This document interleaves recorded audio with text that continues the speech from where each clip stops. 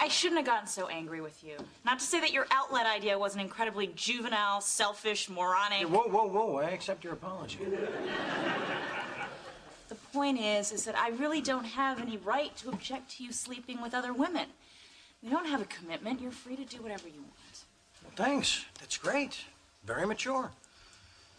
So everything's okay now? No, you ass. If we're gonna keep seeing each other, I want a commitment. A commitment? Yes, a commitment. Does that mean we can start having sex? Is that the only reason you'd be willing to make a commitment? It's in the top two. Well, I think sex should wait until we get our relationship on track. Okay. Let me make sure I understand this. You want me to make a commitment that I will not have sex with anyone else while at the same time I'm not having sex with you? Yes. All right, let's come at this from another angle. We're gonna be sexually exclusive, but without the sex? Well, I suppose you could look at it that way.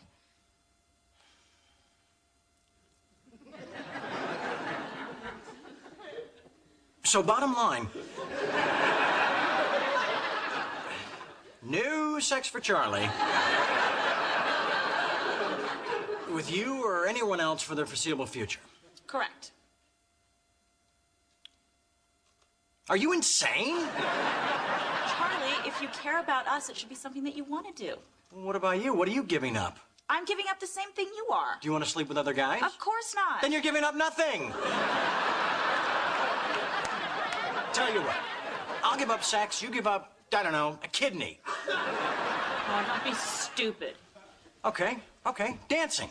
Dancing's my life, Charlie. Aha, now we have a level playing field. You know what? Maybe you should just go. You're right, why stay here when I can just as easily not have sex with you in the comfort of my own home?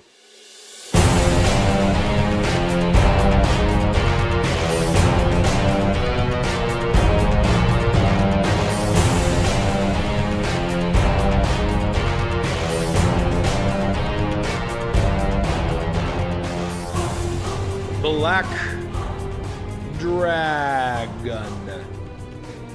How the hell are you? I hope you're doing well. I'm doing well, he says with an evil smile.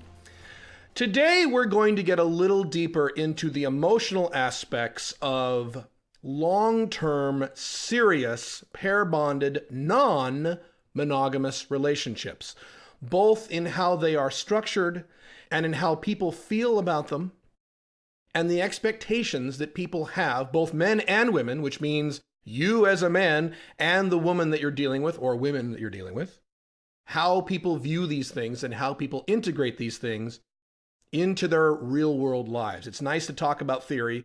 I like to talk about practical technique and practical realities, things you can actually use in the real world. The last Blackdragon podcast got into a little detail about the definitions of these things.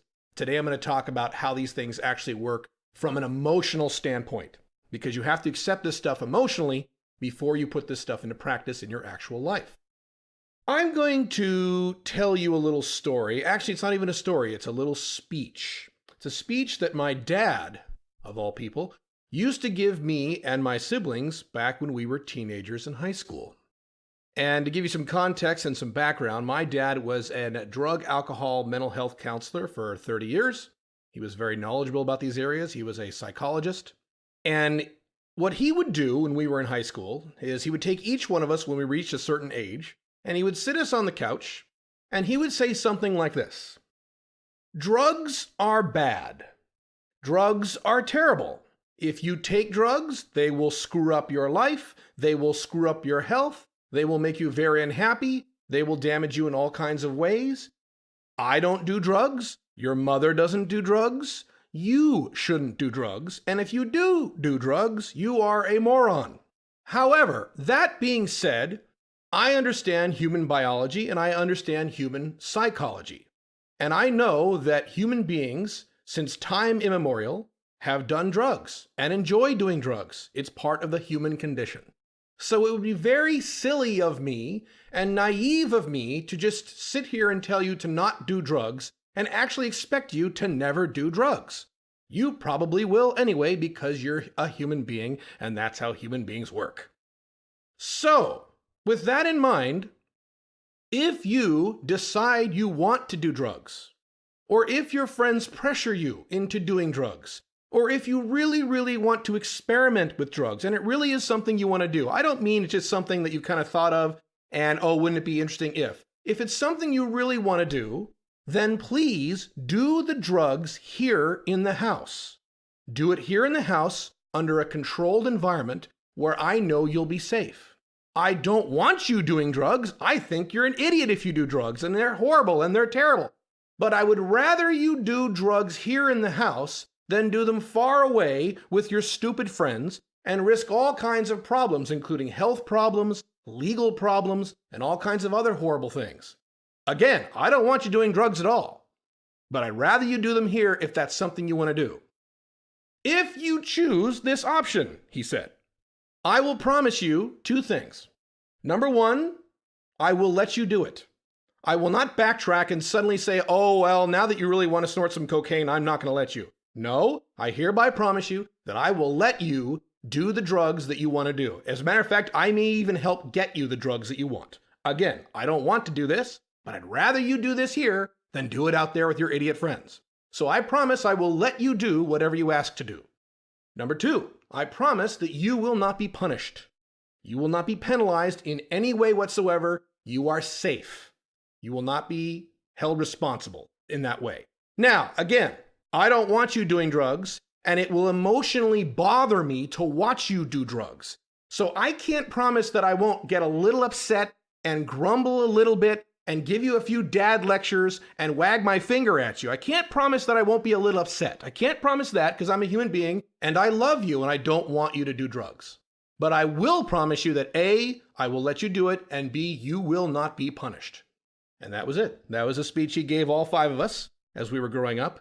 If you were curious, I never took him up on that speech. I don't do drugs. I never have. It's just not a part of my personality or my lifestyle. I don't think my sisters did either. I do think that one of my two little brothers might have taken him up on that offer. I'm really not sure. I'll have to ask him one of these days. I'm not sure about that. But that was the speech he gave us, and he really meant it. And he was very sincere about it. Now, why do I give you this speech? Am I going to talk about drug use today at the Blackdragon podcast? No, I'm not. That is not a topic I give a shit about, and that is not what we're going to talk about today. Today we're talking about serious, non-monogamous relationships, either open relationships or polyamorous relationships, and there is a very big difference between those two things if you listen to the last podcast. By the way, if you want more podcasts, more free podcasts, that is, go to blackdragonblog.com. Also, if I use any acronyms in the remainder of this podcast, just go to blackdragonblog.com and click the glossary tab at the top of the page. I've been told I'm a little acronym heavy when I talk and write. Which is true. So I'm going to do a much better job, I hope, in this podcast. But today what I'm talking about are serious non-monogamous relationships. Either what I call an OLTR, which is a girlfriend or a wife, where you are pair bonded and you're together just her, but you are allowed under certain conditions, based on the rules that you two negotiate, to get a little on the side. Or I would be talking about today a very serious MLTR, which is someone you're dating, but you're allowed to date with promotions other people. And with MLTRs, it's a range. Some MLTRs you'll really like, and some MLTRs you'll kind of like. Today I'm talking about an MLTR you really, really like, or an OLTR. So how does this dad speech tie into what I'm talking about? Well, that speech, amazingly, my dad was a genius. Amazingly, that speech ties in exactly with the frame and the emotions behind when you tell someone about a serious non-monogamous relationship. If you just change a few of the words around, it ends up being the exact same thing. And I will give you an example of what I'm talking about. I'll give you a different speech. This would be a speech that a man would give to a woman he loves very much. Now, to be clear, I am not saying give a woman this speech verbatim. No, no, no, no. Please don't do this. I am saying you can if you want, you could. There's nothing wrong with you giving this speech that I'm about to give. I'm just saying that what I'm going through in this next speech are the emotions and the feelings and the vibe and the concepts that you are trying to convey to the other person in a very honest way and an emotional way. So here's the speech.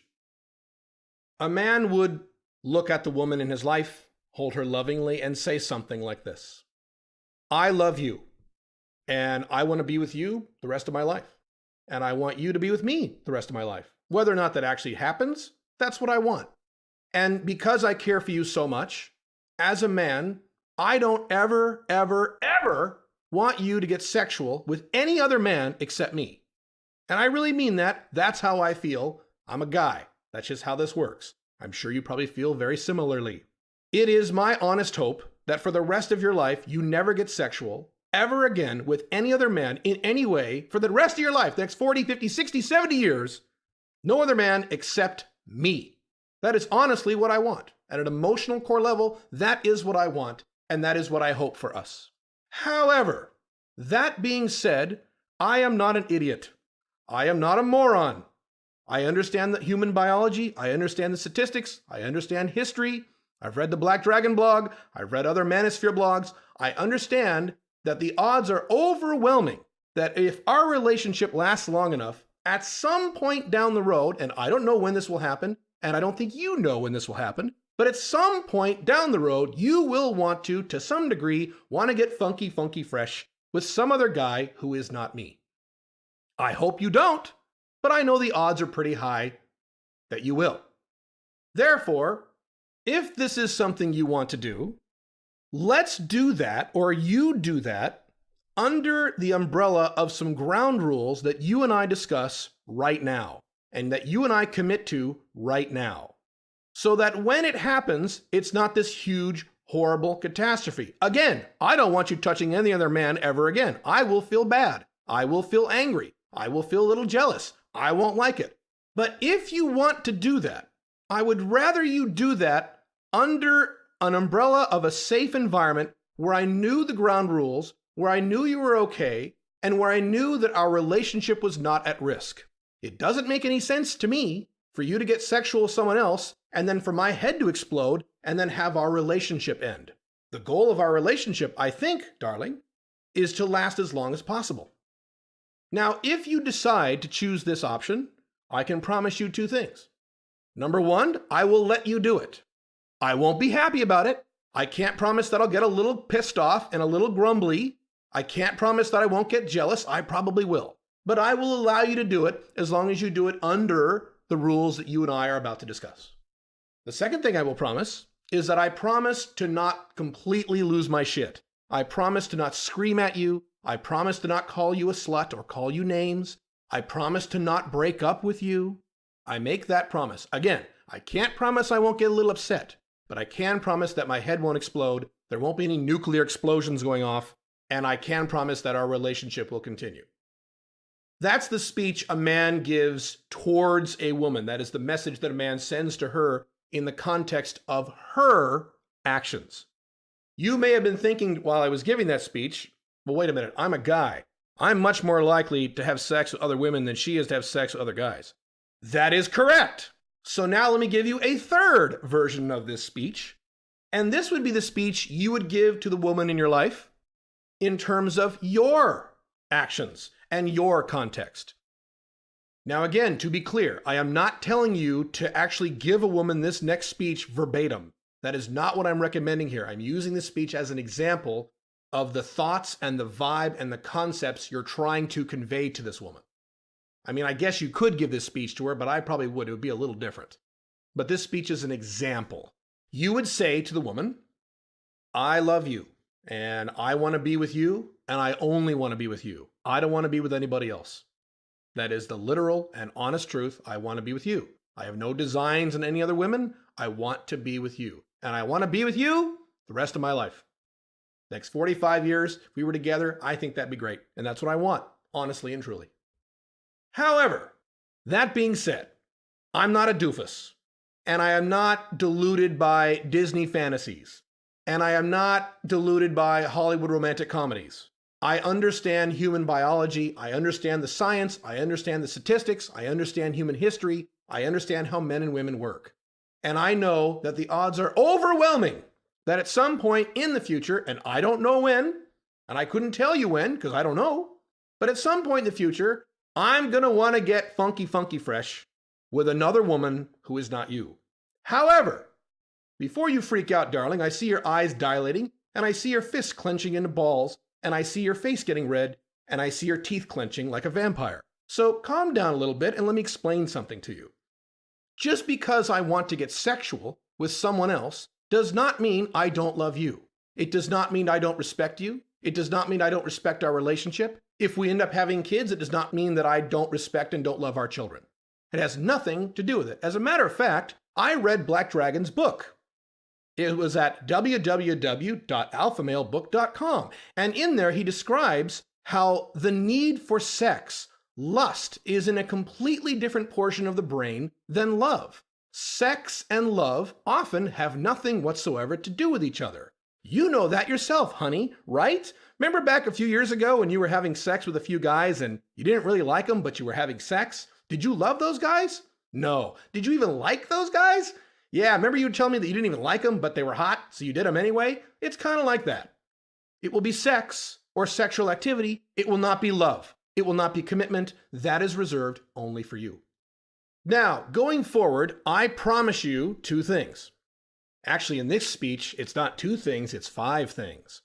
I promise you, darling, 5 things. 1, I will always use condoms with women on the side. Always, 100% of the time. Number 2, I will be discreet. No one will know. No one will know unless you want me to tell them or unless you tell them. I will tell no one. It will not be on Facebook. No one will know. Our children, if we have any, will not know. Number 3, I will never bring women home to the house, assuming you're living together. I will never do that. I will never violate the sanctity of our home. I will do this outside of the home. Number 4, I will get frequent STD tests, frequent blood tests several times a year, and you can see the results. Number 5, you will be my girlfriend or wife, as the case may be. You will be my girlfriend, no one else. You are the woman I am with. On Facebook, you can even say this because girls like Facebook. On Facebook, it'll be pictures of you and me, not me and any other women. You and me, that's it. Because you're the woman I'm with. You're the woman I'm committed to. You're the woman I love. You're the woman I want to be with. No one else, just you. And that's it. That, in a nutshell, those 2 speeches are a summary of the concepts and feelings you need to and should convey to that special woman. Again, these are not the actual speeches you would give. They can form a baseline of the speech you would actually give. If you want more detail on exactly how to deliver this kind of speech and to deal with the objections and things like that, you really should look at my ebooks. One is haveopenrelationships.com and the other one is open-marriage.com. I get into a lot more detail in there. But that's the overarching summary of the genesis of this kind of relationship when you get to the point where you verbalize these things. Now, let's switch gears and let's talk about the other side of the equation, which is her. Let's talk about how women may react to this. Some women, and I speak from extensive experience, not only my experience, but the experiences of many other men who have relationships like this, many of them married, many of them cohabiting, many of them having children. A lot of women will go for this. Now, they will cry a little bit, they will whine a little bit when they first hear it because it's not something they've ever heard before. They're used to men lying to them and cheating on them behind their backs.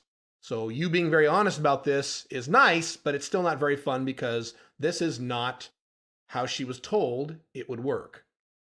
But many women will go for this, provided you've done everything else right in the relationship leading up to that. And that's a topic for another time. You can read the blog and read the ebooks for more information on that. But many women will go for this. There's a percentage that won't. There's a percentage that will fight very hard, although with a whole pile of drama and problems. And let's actually talk about that for a moment. Let's talk about the biggest barrier you have to this in terms of the societal programming within the woman's mind. I am about to give you the 5 most destructive and dangerous words in the English language. This is a phrase you may have heard. I've certainly heard this phrase many times. It is usually uttered by women when discussing relationships or dating, things like that, or sex. Sometimes men say this, but usually it's a woman phrase. And it's 5 words. And here are the 5 words. I was raised to believe. ... Fill in the rest of the blank. I was raised to believe that a marriage looks like this. I was raised to believe that when you go out on a first date, it looks like this. I was raised to believe by my mom, who's been divorced twice, that a man should behave like this and not like this. I was raised to believe. So often when you talk to a woman about these concepts, one of the first things that are going to fall out of her mouth are these 5 deadly, deadly words. I was raised to believe that when a man loves a woman, he is exclusive and monogamous and he doesn't fuck anyone else, and he marries her and he never divorces her and he never cheats on her. And if I get bored with him, I can divorce him if I want, but he's not allowed to cheat on me or divorce me. And that's the way I was raised to believe. I was raised to believe that a relationship should be just like Cinderella and Sleeping Beauty. I was raised to believe. This is not how I was raised. A relationship based on honesty and being an adult and being upfront about biological needs? No. I was raised to believe that you make all these promises in a relationship and then you break them later and you scream and yell and holler at each other and go to couples counseling and then break up and then cry and do it all over again. That's the way I was raised to believe. And that's the challenge with the way you were raised to believe. You were raised to believe all kinds of bullshit. And if there's one overarching message in all of my writings on just about every topic I write about, and I write about quite a bit, it is that. It is the issue of societal programming. You were raised to believe all kinds of stupid shit. I love my parents, and I respect my parents, and my parents are intelligent people, and I love them to death. But when I was a kid, my mom and my dad raised me to believe a bunch of stuff that wasn't true at all. And that's true with you. And it is more true now in today's modern era, in the 21st century, than it has ever been true in history before.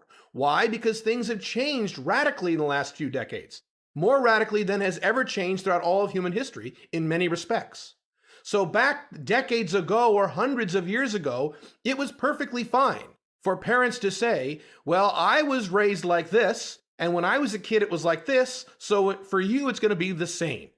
And when I was 40, I did this, and so when you're 40, you should do this too.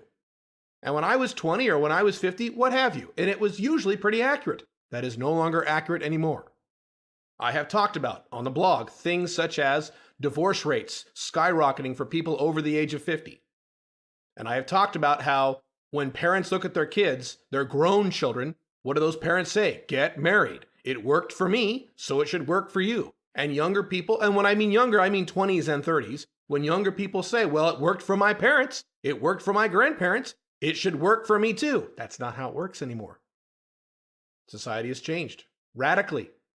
And so the way you were raised to believe is likely wrong. I'm not saying everything your mom and dad told you is complete bullshit. I'm sure some of it was very good. A lot of what my parents taught me was very good and very accurate and very helpful and very wonderful. But there was a lot of bullshit they told me too.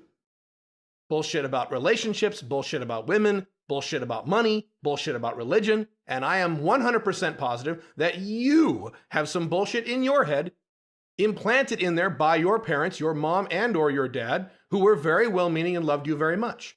And the woman that you are talking to about this has that too.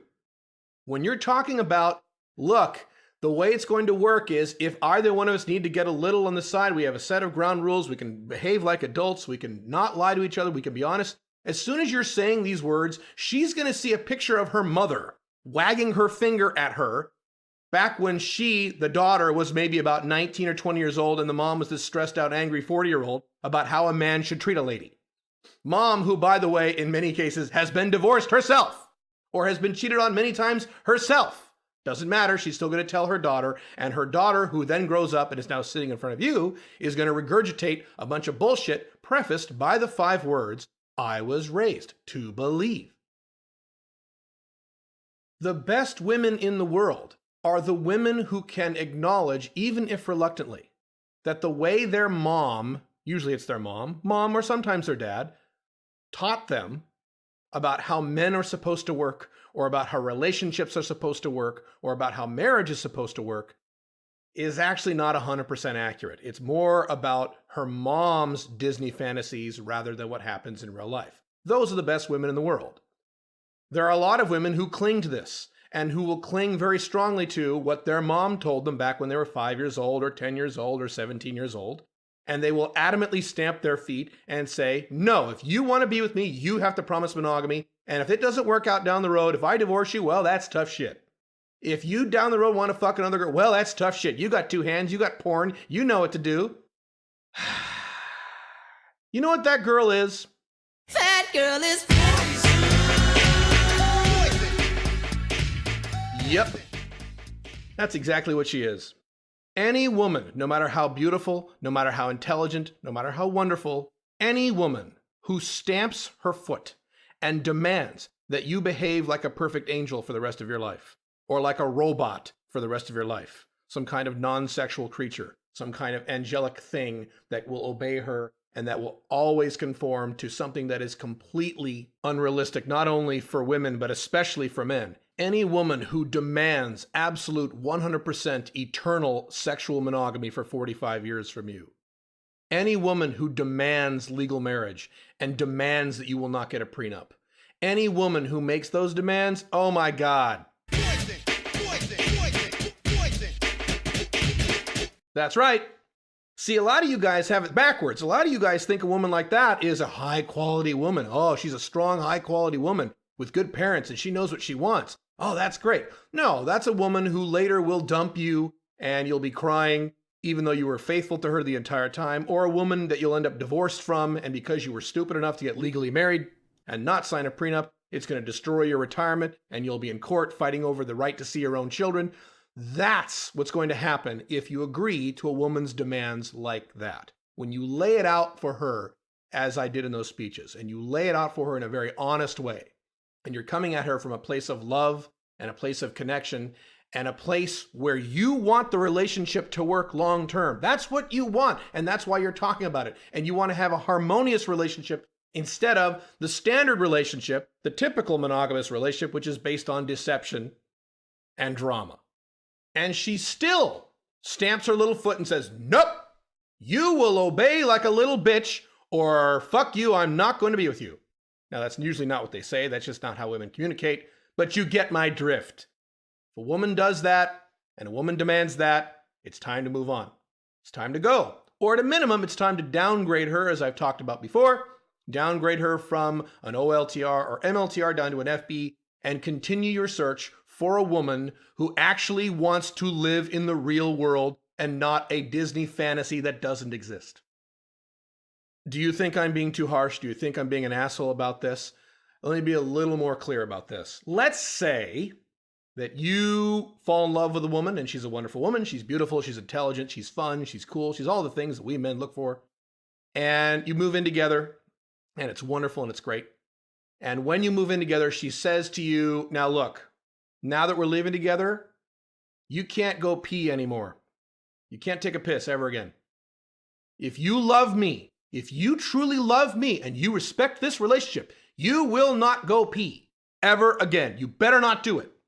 In other words, she's telling you to stop doing something that is a core biological function of your body and to a degree your brain, something you have no control over a long period of time. Sure, you can hold it in for a while. Of course you can. We've all been in a long movie. We have that ability, but eventually you got to go, right? That's what I'm talking about here. She says, nope, you can't go pee.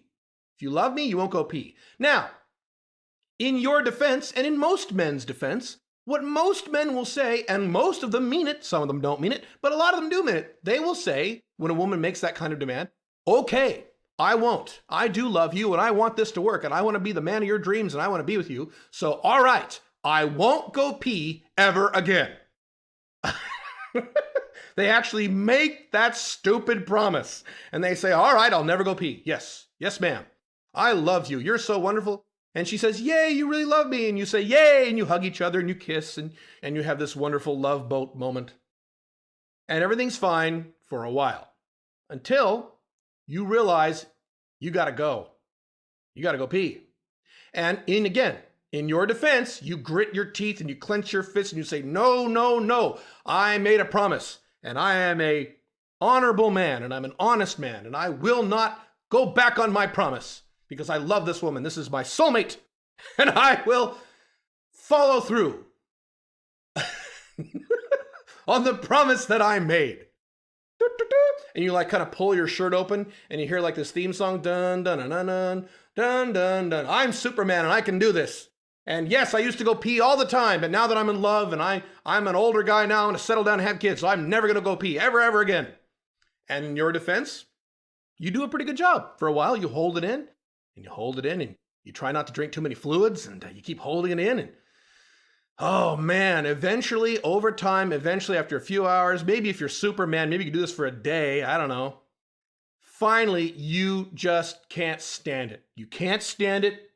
You can't, it just, you gotta go.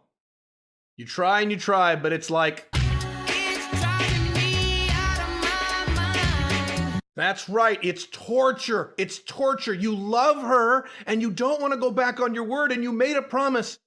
But you just can't, your body, your biology, your psychology is screaming at you. And finally, when you're home alone, when she's gone, you look around, you lock all the doors, you creep into that bathroom, you check outside the hallway one more time, you listen carefully, make sure she's not home. Okay, she's not home, good.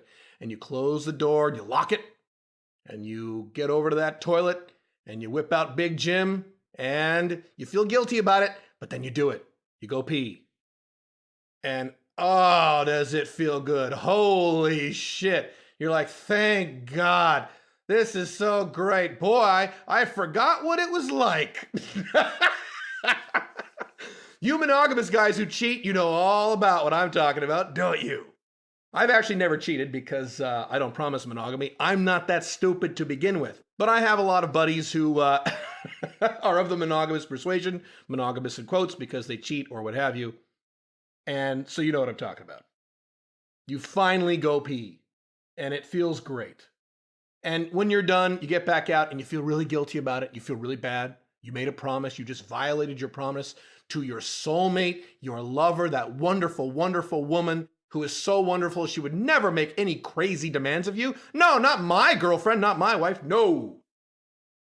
And that's what we're talking about here. By promising to never get sexual with any other woman for the rest of your life, or at least a prolonged period of time, you're kind of saying, okay, I promise I'll never go pee. Is that a valid promise to make? Is that a logical promise to make? Is that a realistic promise to make?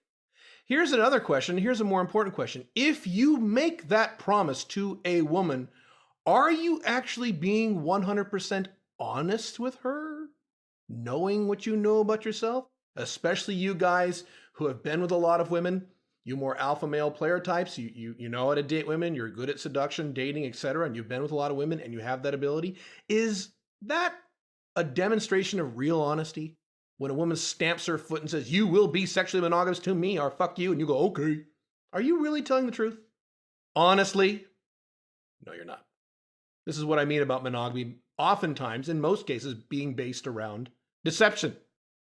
Most of you guys, you alpha male types, know in advance when you make that promise that you're not going to follow through on it. But that's a discussion for another time. I'm just adding on to the pile of problems here when you make that promise. When you give a woman a speech like the ones I just talked about, and she stamps her foot and you backtrack. You know what makes this even more sad? Let's go on with the analogy. Let's say after you go pee, maybe you go pee 1 or 2 or 3 times. Maybe you go pee more than once. But even if you don't, let's say you just go pee once. And you go right back to holding it in and gritting your teeth and clenching your fists and trying to be a good, honest, moral man. You know what's funny? Is let's say she then catches you. She finds little drops of pee on the toilet and she knows they're yours. Or maybe you were stupid, as most men are, while you were going pee and you didn't check around carefully enough and she walks in on you. She discovers you in the act. You know what women do? What do women do when they discover this? Going along with the analogy. What if she caught you going pee and went, oh my God, you fucking bastard, I can't believe you did that. She's surprised. She told you to never go pee. You were a dumb shit and said, okay. And then you went pee because you're a human being and you have to go pee. And when she catches you, she's actually surprised. She's actually in shock. I can't believe it, you bastard. You asshole! You don't love me! And you're like going, yes, I do love you. Why do you think I don't love you? You went pee and you promised you made a commitment. You made a promise. Yes, I made a promise. I was stupid. I shouldn't have done it. That has nothing to do with not loving you. I told you it's in a whole different part of the brain. This is just me going pee in a toilet. It has nothing to do. And you're trying to be all logical with her. I don't care. Fuck you. Go to hell, you motherfucker. Honey, I'm serious. This has nothing to do with love. I still love you. No, you don't. You don't love me. Why do you think I don't love you? It has nothing to do. This thing has nothing to do with our relationship or our connection or our commitment. And she says, well, I was raised to believe. Oh, this stuff even gives me a headache just thinking about it. I mean, so many of you live this way. And there are men, most men perhaps, who live this way their whole lives to some degree. Oh my God. Poison, poison, poison, poison. Yeah, no shit, it's poison. Poison for your mind, poison for your life, poison for your existence as a man, poison for your relationship. It doesn't feel that way when you enter into a normal, typical societal relationship, but that's exactly what you're doing. This is why it's going to be better for you as a man, for your long-term happiness, to bring a woman into your life and to explain to her how this works as best you can, assuming, again, you're doing everything else correctly in the non-monogamous relationship. You have all the correct frames and all the correct techniques. You're doing everything right. And you explain to her how human beings actually work. And hopefully, if you've done everything right, unless you're with a woman who is horribly inflexible, Fat girl is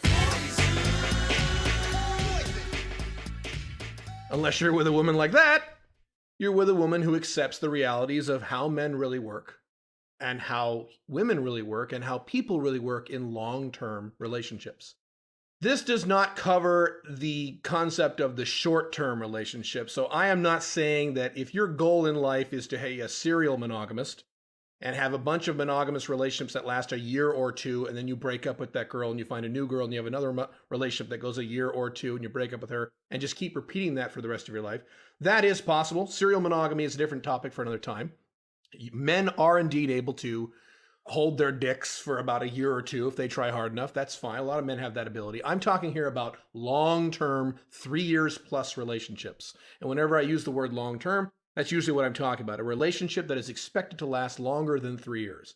Monogamy in particular, that is expected to last longer than 3 years, which means you're moving in together, you're in a very serious long-term monogamous relationship. Certainly if you're married, all those things would go into the category of long-term monogamy, which is the opposite of what we're talking about here. What we're talking about today is a relationship built on two adults being together. The thought and the fantasy that if you love me, you'll never want to have sex with anyone else, and or you never should have sex with anyone else for the rest of your life, even if that's 45 years. That is an adolescent level of thinking. That is the same thing that literally 15 and 16-year-old girls say. And it's saddening to hear this come out of the mouths of women in their 30s or even 40s. Women who say these kinds of things. And frankly, men sometimes who say these things. Now, if you decide to go down that route, the opposite route of what we're discussing today, if you decide to go down the societal route of long-term monogamy, it breaks out three ways in terms of the three different types of men that I talk about in the Alpha Male book and on the blog. You have the beta male who will agree to just about anything a woman demands. There really is no big argument when you have this kind of discussion. The woman says, I want this and you will do this. And the beta male says, yes, sir. Yes, ma'am. Yes, master. I obey. I love you. You're so pretty. Let me take out that trash for you. And that's most men. That's men, I would guess, a wild guess is around 70% of today's men are going to do that. They're going to cave pretty quickly.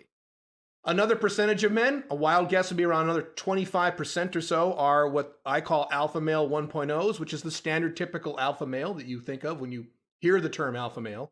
And what these guys do when a woman demands monogamy or demands any other major societal type of commitment like marriage without a prenuptial agreement or moving in together while combining finances, anything like that, they will negotiate certain things and they'll lay down some of their own rules, but they will eventually agree. And as they agree to monogamy, you can kind of see them roll their eyes. You will not fuck any other girls except me. And the guy's like, yeah, okay, yeah, sure. And he's like rolling his eyes and kind of like scratching his neck. It's bullshit. He knows it's bullshit when he says it, but he says, all right. I'll agree to it or else she'll break up with me and I like her, so okay, fine.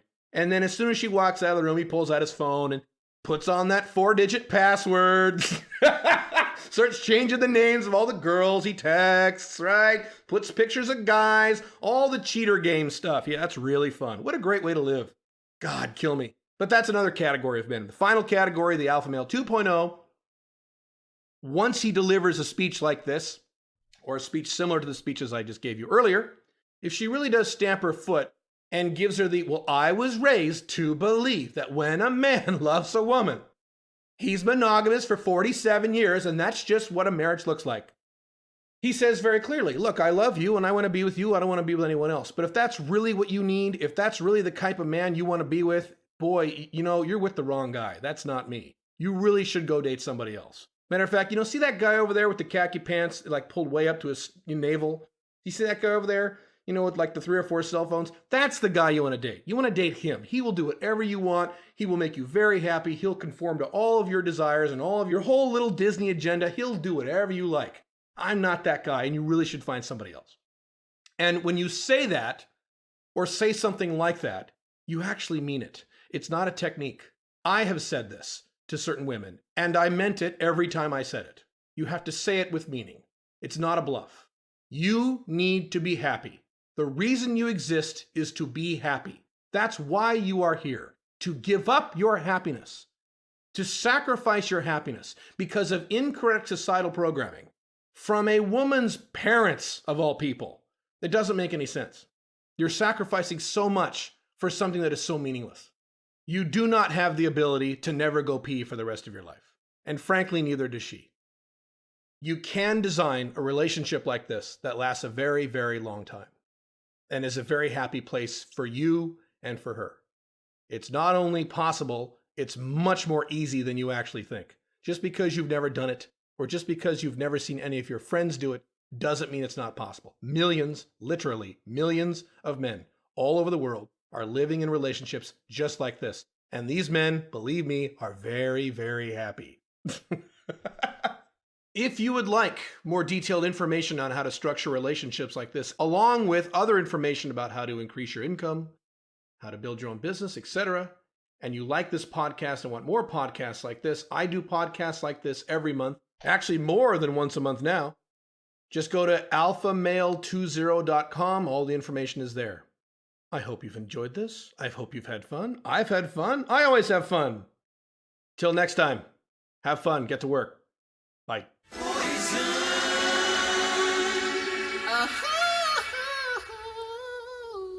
Uh-huh.